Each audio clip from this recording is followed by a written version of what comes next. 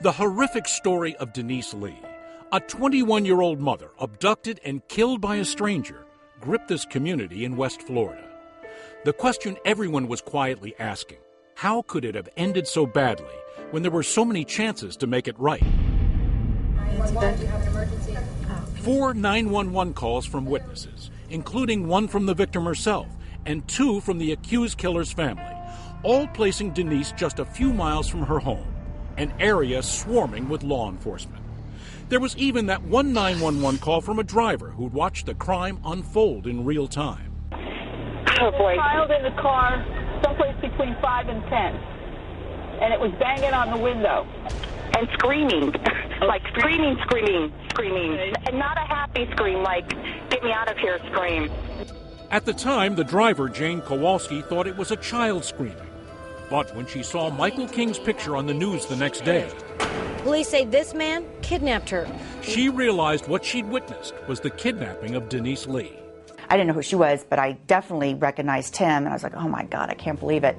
And I ended up calling the Northport Police Department and said, I'm the 911 caller who called in. Do you need any more information from me? And they didn't know who I was. They just drew a blank on what 911 call? Exactly, because my 911 call didn't go to them. It went to the Charlotte County Sheriff's Office.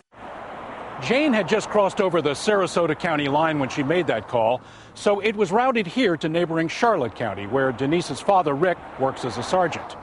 But as it turned out, that call never did get forwarded to Northport Police or anyone else looking for Denise, because the dispatcher never sent it out.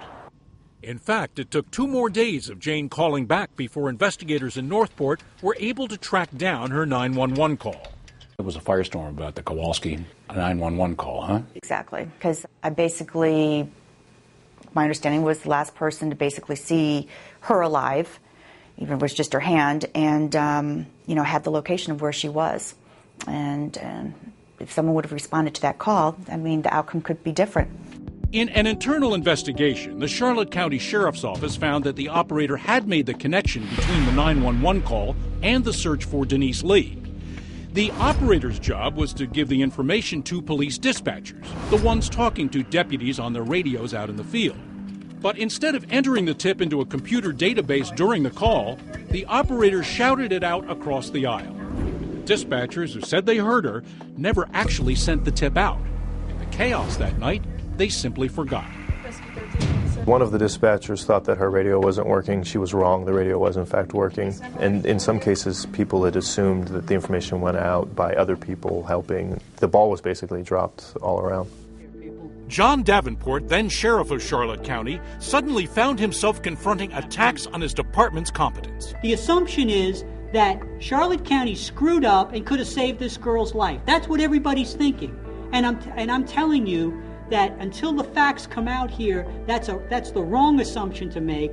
It didn't help the sheriff's case that at the time the 911 call came in, there were deputies from his office stationed on the very road Jane Kowalski was driving along. One deputy even said in a sworn statement that he was parked on the side of Toledo Blade Boulevard at 6:35 that night, the very road King had turned onto when Kowalski lost him. Denise and her captor may have driven right past the deputy. I swear every time I hear the story, it seems like there's another cop car that was in the vicinity. I've heard 1, I've heard 2, I've heard 5. So they're blasting past units that could have stopped it right then and there. Yeah. There's not a doubt in my mind Denise would still be here. Not a doubt in my mind. Davenport took issue with all the coulda, woulda, shouldas that have swirled around his department's handling of that 911 call. After all, he said, deputies were already on the lookout for a green Camaro that day, with or without Jane Kowalski's tip. Was it a missed opportunity? Certainly it was. Would it have changed the outcome? We'll never know. I don't think it would have, because we had officers in that area looking for the green Camaro. They didn't find it. If his department could be accused of anything, the sheriff said, it would be for trying too hard that night. Because it was one of our own and we knew it and all the resources were being sent, it was chaos. It was stressful. And in the course of trying to do too much, frankly, I think they missed the call. After his internal investigation, Sheriff Davenport ordered remedial training for 4 of the call center workers and a few days suspension for the 2 dispatchers involved. For Denise's husband, the punishments amounted to little more than a slap on the wrist. Right now, those people that handled that situation that night are all still working. And they also have their jobs. They could be working right now. You just got to flip a coin and hope. For Denise's father, a 25-year veteran of the sheriff's office, the knowledge of that fumbled 911 call cut extraordinarily deep. She was beating on the window so hard and screaming, trying to get help, which is a smart thing to do because by that time she knows she probably wasn't coming back. As far as I'm concerned, we blew it.